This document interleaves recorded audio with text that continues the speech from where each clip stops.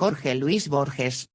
Buenos Aires, 1899, Ginebra, Suiza, 1986, escritor argentino considerado una de las grandes figuras de la literatura en lengua española del siglo XX. Cultivador de variados géneros, que a menudo fusionó deliberadamente, Jorge Luis Borges ocupa un puesto excepcional en la historia de la literatura por sus relatos breves. Jorge Luis Borges. Aunque las ficciones de Borges recorren el conocimiento humano, en ellas está casi ausente la condición humana de carne y hueso. Su mundo narrativo proviene de su biblioteca personal, de su lectura de los libros, y a ese mundo libresco e intelectual lo equilibran los argumentos bellamente construidos, simétricos y especulares, así como una prosa de aparente desnudez, pero cargada de sentido y de enorme capacidad de sugerencia. Recurriendo a inversiones y tergiversaciones, Borges llevó la ficción al rango de fantasía filosófica y degradó la metafísica y la teología a mera ficción.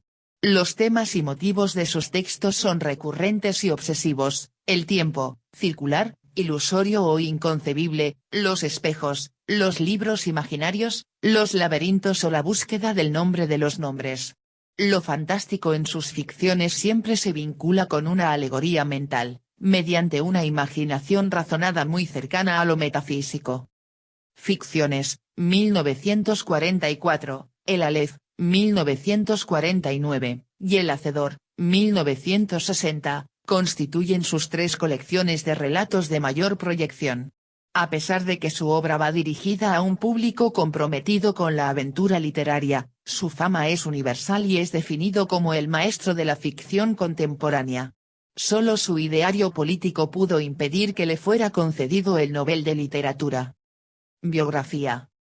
Jorge Luis Borges procedía de una familia de próceres que contribuyeron a la independencia del país. Un antepasado suyo, el coronel Isidro Suárez, había guiado a sus tropas a la victoria en la mítica batalla de Junín. Su abuelo Francisco Borges también había alcanzado el rango de coronel. Pero fue su padre, Jorge Borges Aslam, quien, rompiendo con la tradición familiar, se empleó como profesor de psicología e inglés. Estaba casado con la delicada Leonor Acevedo Suárez, y con ella y el resto de su familia abandonó la casa de los abuelos donde había nacido Jorge Luis y se trasladó al barrio de Palermo, a la calle Serrano 2135, donde creció el aprendiz de escritor teniendo como compañera de juegos a su hermana Nora. En aquella casa ajardinada aprendió Borges a leer inglés con su abuela Fanny Aslam, como se refleja en tantos versos, los recuerdos de aquella dorada infancia lo acompañarían durante toda su vida. Con apenas 6 años confesó a sus padres su vocación de escritor, e inspirándose en un pasaje de Don Quijote de la Mancha redactó su primera fábula cuando corría el año 1907, la tituló La visera fatal. A los 10 años comenzó ya a publicar, pero esta vez no una composición propia, sino una brillante traducción al castellano de El príncipe feliz de Oscar Wilde. En el mismo año en que se inició la Primera Guerra Mundial, la familia Borges recorrió los inminentes escenarios bélicos europeos, guiados esta vez no por un admirable coronel, sino por un ex profesor de psicología e inglés, ciego y pobre, que se había visto obligado a renunciar a su trabajo y que arrastró a los suyos a París, a Milán y a Venecia hasta radicarse definitivamente en la neutral Ginebra cuando estalló el conflicto. Borges era entonces un adolescente que devoraba incansablemente la obra de los escritores franceses, desde los clásicos como Voltaire o Victor Hugo hasta los simbolistas, Baudelaire, Verlaine, Rimbaud, Mallarmé, y que descubría maravillado el expresionismo alemán, por lo que se decidió a aprender el idioma descifrando por su cuenta la inquietante novela de Gustave Meyrink El Golem.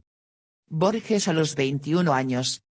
Hacia 1918 lee asimismo a autores en lengua española como José Hernández, Leopoldo Lugones y Evaristo Carriego, y al año siguiente la familia pasa a residir en España, primero en Barcelona y luego en Mallorca, donde al parecer compuso unos versos, nunca publicados, en los que se exaltaba la revolución soviética y que tituló Salmos Rojos.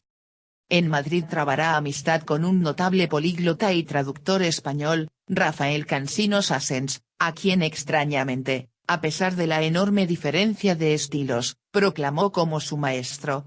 Conoció también a Valle Inclán, a Juan Ramón Jiménez, a Ortega y Gasset, a Ramón Gómez de la Serna, a Gerardo Diego. Por su influencia, y gracias a sus traducciones, fueron descubiertos en España los poetas expresionistas alemanes, aunque había llegado ya el momento de regresar a la patria convertido, irreversiblemente, en un escritor. La juventud ultraísta. De regreso en Buenos Aires, en 1921 fundó con otros jóvenes la revista Prismas y, más tarde, la revista Proa, firmó el primer manifiesto ultraísta argentino, y, tras un segundo viaje a Europa, entregó a la imprenta su primer libro de versos, Fervor de Buenos Aires, 1923. Seguirán entonces numerosas publicaciones, algunos felices libros de poemas, como Luna de Enfrente, 1925, y Cuaderno San Martín, 1929, y otros de ensayos, como Inquisiciones, El tamaño de mi esperanza y El idioma de los argentinos, que desde entonces se negaría a reeditar. Durante los años 30 su fama creció en Argentina y su actividad intelectual se vinculó a Victoria Ocampo y Silvina Ocampo. Las hermanas Ocampo le presentaron a su vez a Adolfo Bioy Casares, pero su consagración internacional no llegaría hasta muchos años después. De momento ejerce asiduamente la crítica literaria, traduce con minuciosidad a Virginia Woolf, a Henry Michaux y a William Faulkner y publica antologías con sus amigos, frecuenta a su maestro Macedonio Fernández y colabora con Victoria Ocampo en la fundación de la emblemática revista Sur, 1931, en torno a la cual se moverá lo mejor de las letras argentinas de entonces, Oliverio Girondo, Enrique Anderson Inverti y el mismo Bioy Casares, entre otros. En 1938 fallece su padre y comienza a trabajar como bibliotecario en las afueras de Buenos Aires. Durante las Navidades de ese mismo año sufre un grave accidente, provocado por su progresiva falta de visión, que a punto está de costarle la vida. Al agudizarse su ceguera, Borges deberá resignarse a dictar sus cuentos fantásticos, y desde entonces requerirá permanentemente de la solicitud de su madre y de sus amigos para poder escribir, colaboración que resultará muy fructífera. Así, en 1940, el mismo año en que asiste como testigo a la boda de Silvina Ocampo y Bioy Casares, publica con ellos una espléndida antología de la literatura fantástica, y al año siguiente una antología poética argentina. En 1942, Borges y Bioy se esconden bajo el seudónimo de H. Bustos Domecq y entregan a la imprenta unos graciosos cuentos policiales que titulan 6 problemas para Don Isidro Parodi. Sin embargo, su creación narrativa no obtiene por el momento el éxito deseado, e incluso fracasa al presentarse al Premio Nacional de Literatura con sus cuentos recogidos en el volumen El Jardín de Senderos que se bifurcan, 1941, los cuales se incorporarán luego a uno de sus más célebres libros, Ficciones, 1944, obra con que se inicia su madurez literaria y el pleno reconocimiento en su país. Del peronismo a Videla. En 1945 se instaura el peronismo en Argentina, y su madre Leonor y su hermana Nora son detenidas por hacer declaraciones contra el nuevo régimen. Habrán de acarrear, como escribió muchos años después Borges, una prisión valerosa, cuando tantos hombres callábamos, pero lo cierto es que, a causa de haber firmado manifiestos antiperonistas, el gobierno de Juan Domingo Perón lo apartó al año siguiente de su puesto de bibliotecario y lo nombró inspector de aves y conejos en los mercados, cruel humorada e indeseable honor al que el poeta ciego hubo de renunciar, para pasar, desde entonces, a ganarse la vida como conferenciante. La policía se mostró asimismo suspicaz cuando la Sociedad Argentina de Escritores lo nombró en 1950 su presidente, habida cuenta de que este organismo se había hecho notorio por su oposición al nuevo régimen. Ello no obsta para que sea precisamente en esta época de tribulaciones cuando publique su libro más difundido y original, El Aleph, 1949, ni para que siga trabajando incansablemente en nuevas antologías de cuentos y nuevos volúmenes de ensayos antes de la caída del peronismo en 1955. En esta diversa tesitura política, el recién constituido gobierno lo designará, a tenor del gran prestigio literario que ha venido alcanzando, director de la Biblioteca Nacional, e ingresará asimismo en la Academia Argentina de las Letras.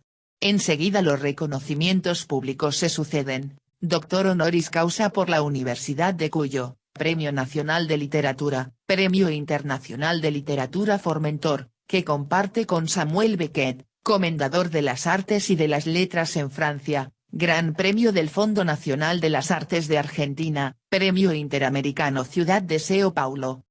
Inesperadamente, en 1967 contrae matrimonio con una antigua amiga de su juventud, Elsa Astete Millán, boda de todos modos menos tardía y sorprendente que la que formalizaría pocos años antes de su muerte, ya octogenario, con María Kodama, su secretaria, compañera y lazarillo, una mujer mucho más joven que él, de origen japonés, a la que nombraría su heredera universal. Pero la relación con Elsa fue no solo breve, sino desdichada, y en 1970 se separaron para que Borges volviera de nuevo a quedar bajo la abnegada protección de su madre. Jorge Luis Borges y María Kodama. Los últimos reveses políticos le sobrevinieron con el renovado triunfo electoral del peronismo en Argentina en 1974, dado que sus inveterados enemigos no tuvieron empacho en desposeerlo de su cargo en la Biblioteca Nacional ni en excluirlo de la vida cultural porteña.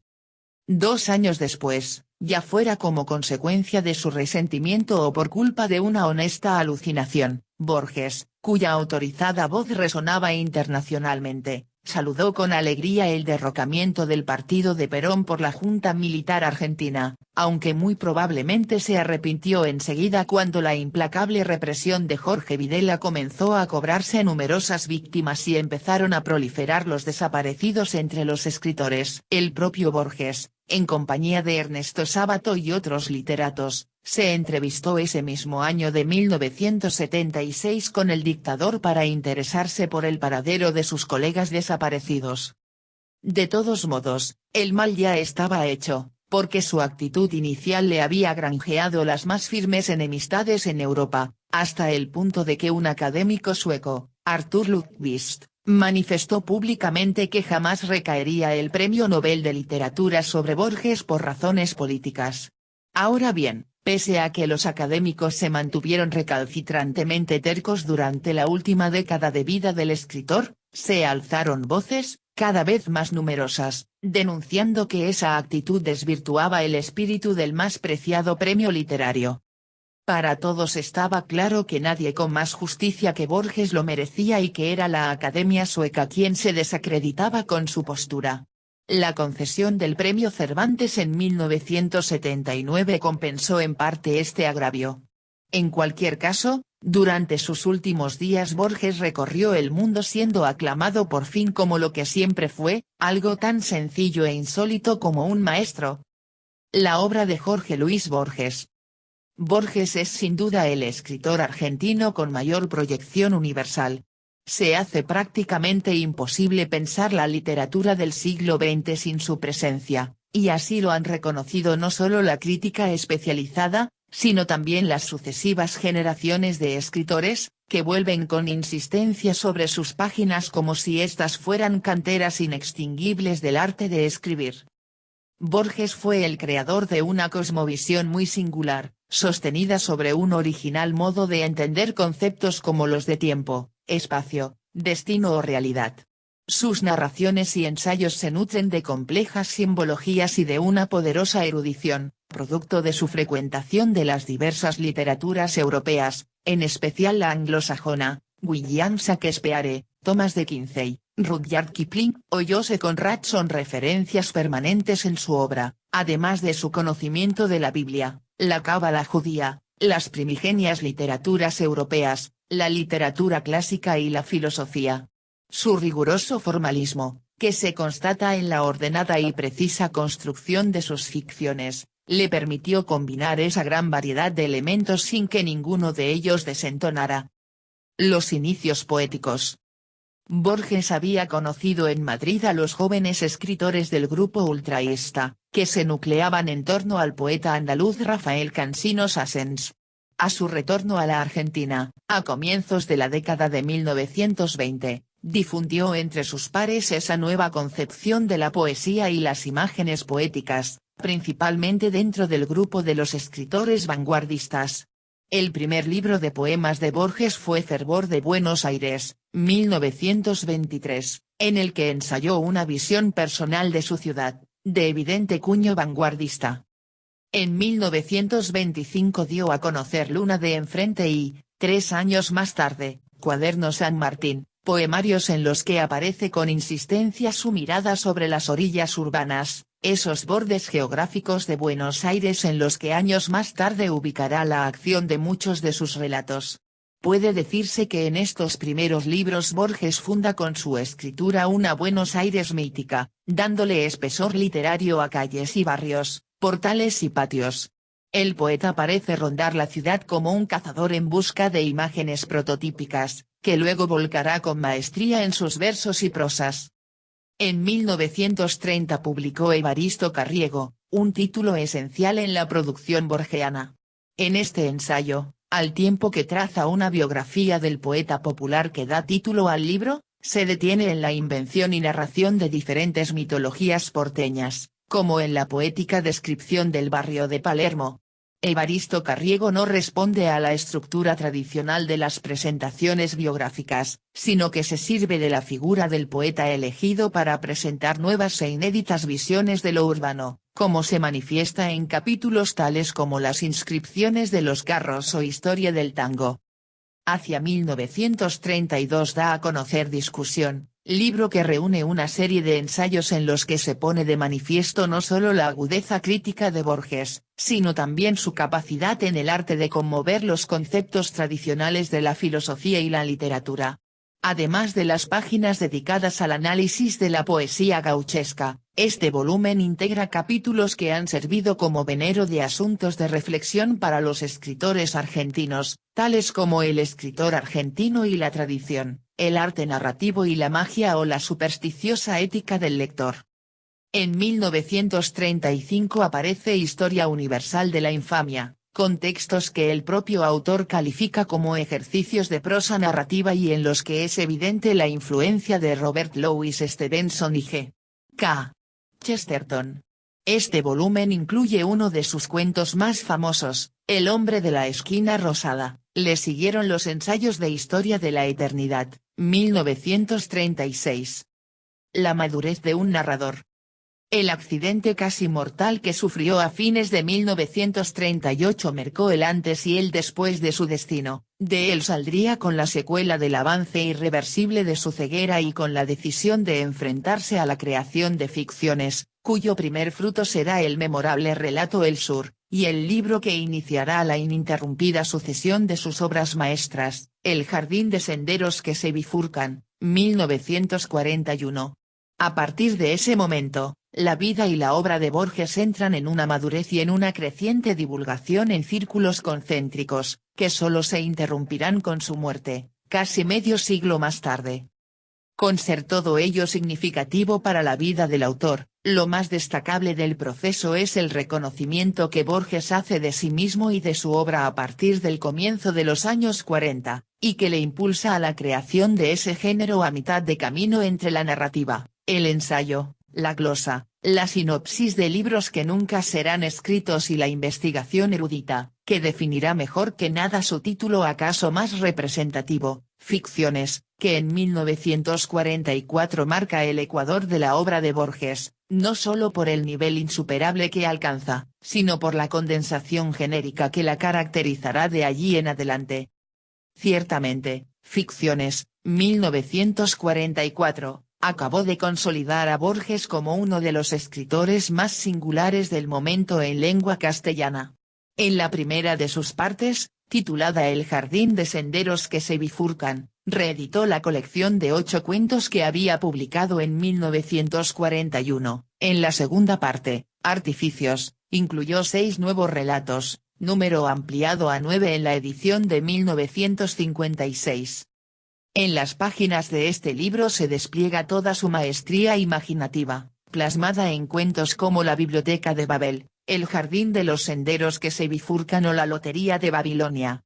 También pertenece a este volumen Pierre Menard, autor del Quijote, relato o ensayo. En Borges esos géneros suelen confundirse deliberadamente, en el que reformula con genial audacia el concepto tradicional de influencia literaria, así como su célebre cuento La muerte y la brújula, en el que la trama policial se conjuga con sutiles apreciaciones derivadas del saber cabalístico, al que Borges dedicó devota atención. El Aleph, 1949, volumen de 17 cuentos, vuelve a demostrar su maestría estilística y su ajustada imaginación, que combina elementos de la tradición filosófica y de la literatura fantástica. Además del cuento que da título al libro, se incluyen otros como Emma Zunz, Deutsch Requiem, El Zaire y la escritura del dios. El Hacedor, 1960, incluía algunas piezas escritas 30 años antes y sin embargo guardaba una sólida unidad entre todas sus partes, no solo formal sino también en cuanto a contenidos, siempre alineados en la idea borgiana de que tanto los grandes sistemas de la metafísica como las parábolas y las elucidaciones de la teología son elementos que forman parte del gran mundo de la literatura fantástica. La consagración internacional. Con la obtención del Premio Internacional de Literatura Formentor, que comparte con Samuel Beckett en 1961, la crítica descubre a Borges a nivel planetario, y las invitaciones, los doctorados honoris causa, los ciclos de conferencias, los premios y las traducciones a las más diversas lenguas se sucedieron en un vértigo incesante, que lo convirtieron en uno de los escritores vivos de mayor prestigio y reconocimiento universal. El impactante y masivo reconocimiento público de la figura y la obra de Borges debe ser situado como un efecto derivado del llamado boom de la literatura hispanoamericana. La demanda por parte del público de obras de autores latinoamericanos no se agotó con aquellos que originalmente pertenecían a la generación del boom: Julio Cortázar, Gabriel García Márquez, Mario Vargas Llosa, Carlos Fuentes, Juan Carlos Onetti, Mario Benedetti, sino que se extendió a un grupo de escritores que, por edad y por preferencias estéticas, no formaban parte de esa órbita, como Juan Rulfo, Miguel Ángel Asturias, Alejo Carpentier, José María Arguedas o el mismo Borges. A pesar de la nutridísima bibliografía de Borges, de pocos escritores como de él se puede afirmar que es, en lo esencial, autor de un solo libro, desdoblado en distintas versiones o aproximaciones, que sus obras completas ejemplifican como otros tantos frutos de un mismo árbol, ya que, como él mismo afirmó de Quevedo, más que un escritor, Borges es en verdad una vasta literatura. Así, sus obras en prosa posteriores a las mencionadas, Manual de Zoología Fantástica, 1957, El Libro de los Seres Imaginarios, 1967, El Informe de Brodie, 1970, El Congreso, 1971, El Libro de Arena, 1975, incluyen con frecuencia poemas. Durante 30 años no había publicado un solo verso, como para marcar una distancia definitiva con la etapa que denominó la gran equivocación ultraísta, y sus entregas poéticas de la madurez, como el otro, el mismo, 1964, para las 6 cuerdas, 1965, Elogio de la sombra, 1969, El oro de los tigres, 1972, La rosa profunda, 1975, o La moneda de hierro, 1976, admiten poemas narrativos, algunos de los cuales, como El golem, son auténticas ficciones que simplemente han sido redactadas en verso. La obra de Borges se reparte también en un buen número de volúmenes escritos en colaboración, tanto dedicados a la ficción como al ensayo.